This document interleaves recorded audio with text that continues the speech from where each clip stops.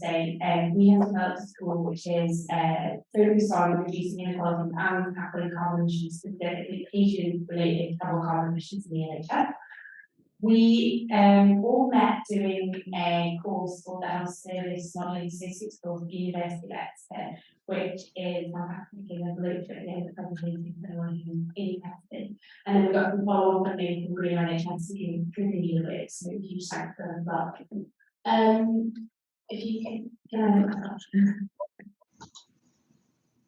That's the aims of our project were to bring together two disparate priorities in NHS to set ourselves, reducing carbon inequality and reducing carbon emissions. And we wanted to expect bring these agents together to prevent them being addressed kind of separately in silos. And we developed a tool which starts the process of doing that, but there's still plenty more work which we can do or could be done.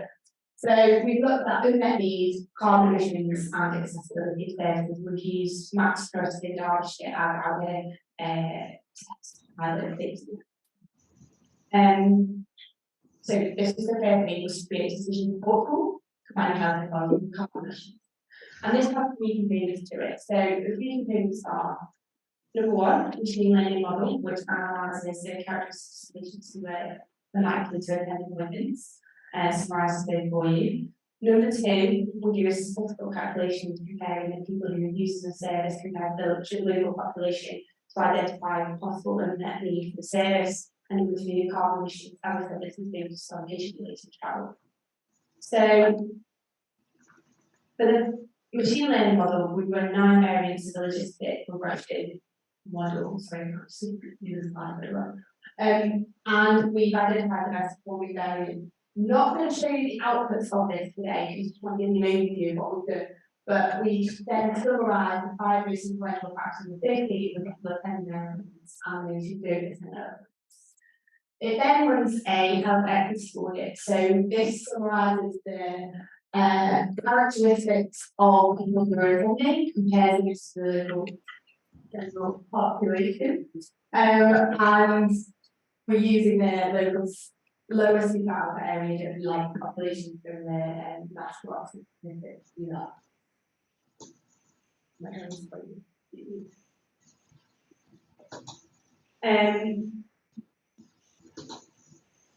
So these graphs at the top, you can see some overview of the kind of outputs we get from this. So we've got graphs which present how the service is being used compared to the local population, and we do present that as map data as well.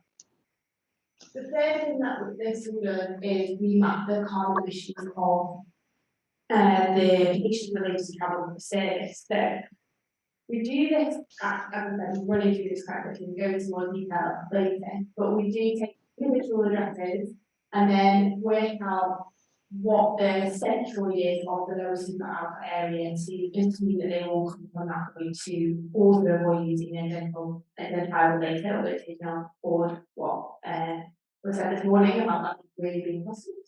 And we're using APIs via Google Maps. And this takes around 20 seconds for us to calculate, so pretty fast. We basically are output using kind of government carbon emission factors, what the estimated carbon emission is in patient travel for 10 kilometers for the current service relation.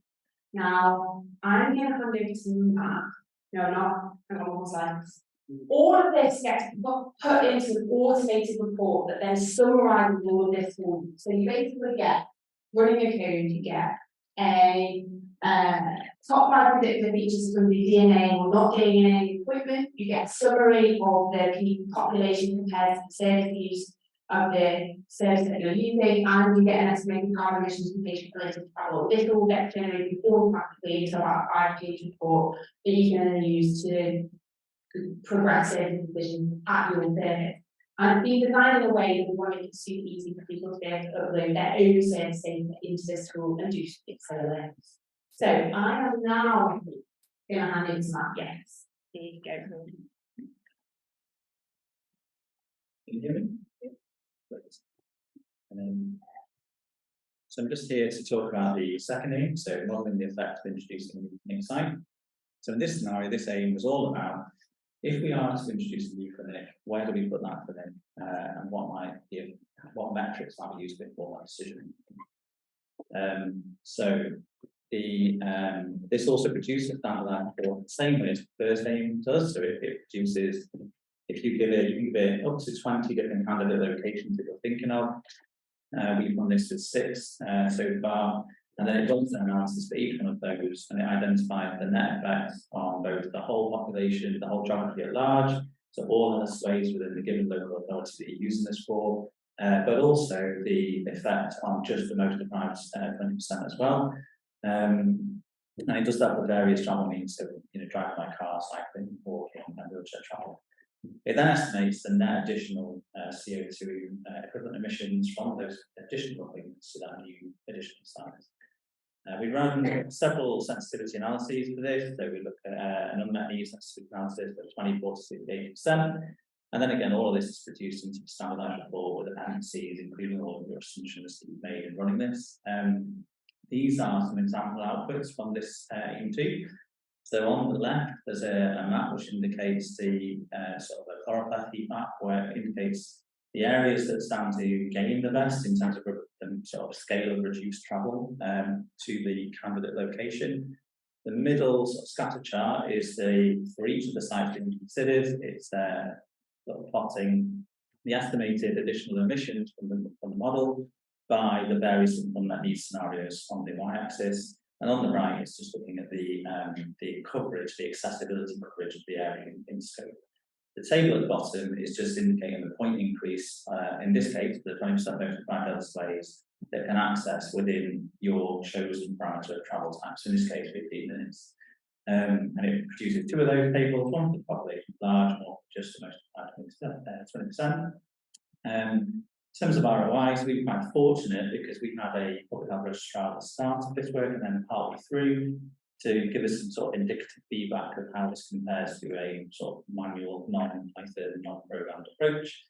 And their feedback suggested it was about 80 times faster. So some metrics, what that actually means is about 50 minutes compared to a couple of days to source information from various different places. So if we have around 35 service sites, it scales quite nicely. And if you look at, say, an ICS with 4 organisations, as an example, each with 35 service sites, it just keeps scaling.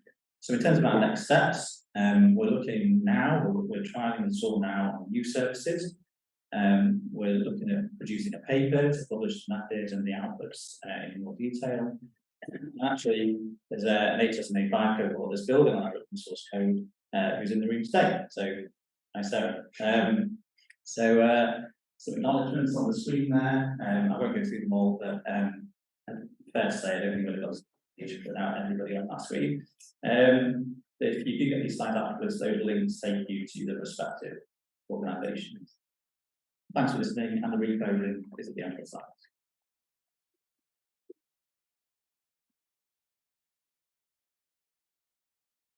I didn't even have to hold up the 5-minute card. Right, any questions from anyone? No? Yeah, just wondering, was any, in terms of the kind of criteria, you've got the kind of distance and you've got the kind of emission stuff, were there any examples of where those 2 did fit to each other? So you could actually say, the kind of location consistent different distance, you don't need to collect more CO2, or no, it's further away, have less CO2 and value kind of balance those two factors, but whether that's two things. Yeah, so I guess one of the kind of reasons behind this project was to try and articulate some of that, although not address it through this talk. I say that then for this data planners to do. Inherently, there is often the case that if you move a service further away from people, you will lose people who are less likely to attend. What we also modeled is if you move the service nearer to people, actually you can have quite a lot of win-wins, where you pick up some of your unmet need that wouldn't have gone to a previous service, and you manage to reduce the carbon associated with travel for that service. It is a crude estimate, but that is exactly what we're trying to do, demonstrate that there is actually quite a lot of win-win scenarios. And then there are always going to be some scenarios where that is not a win-win, but at least presenting that data together allows people to make an informed decision about, in this case, we're going to prioritise X or Y for reasons.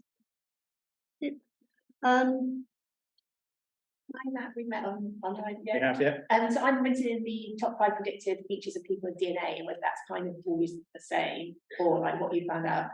Okay, yeah. So far, we built this tool around sexual health service data, now using on a different community service, and that's unfortunately with the data we've got at the minute hasn't had sufficient DNA in there to run that tool because of the data quality issue I'm currently working through. But so the way it's built though, it would yield the relevant practice for the service data as pass. It just needs sufficient, about DNA's present, in the data. Makes sense. So yeah, absolutely, will give you results pertinent to the data set and service context that you're passing in. It's a bit like we early on in this work described it as the Lego map. If you've got children in the room, like a Lego instruction booklet, you can pass any of the bricks into the Lego instruction booklet, and it'll give you a model based on those bricks. Where the bricks is analogous to the service.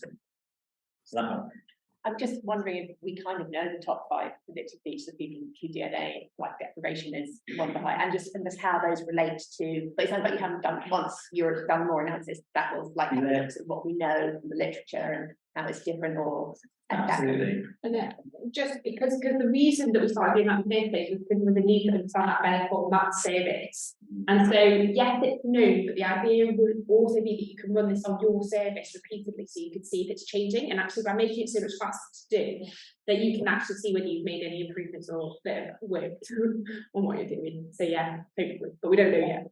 Thank you. Do you still have your question? Yeah. So this is an area of criticism. I think it's great. I was wondering, do you have are you doing new versions? Are you bringing in new features, or is it very much a kind of, this has been huge, we want to now get the services to roll this out? We would love to work with people to roll it out. That would be good from an impact perspective. Are we incorporating new features? Capacity dependent. So if you've got ideas, feel free to drop them our way. But I mean, Matt worked on a new feature last week. Yeah, so the new feature that isn't currently in that repo, but is similar to the previous session actually, was incorporating the population size. I can estimate for, if we add this new site, what the additional population could cover. So that's the new feature which will be added in. Conversely, the whole logic can operate in reverse. So what isn't currently in there at the moment, but could be built.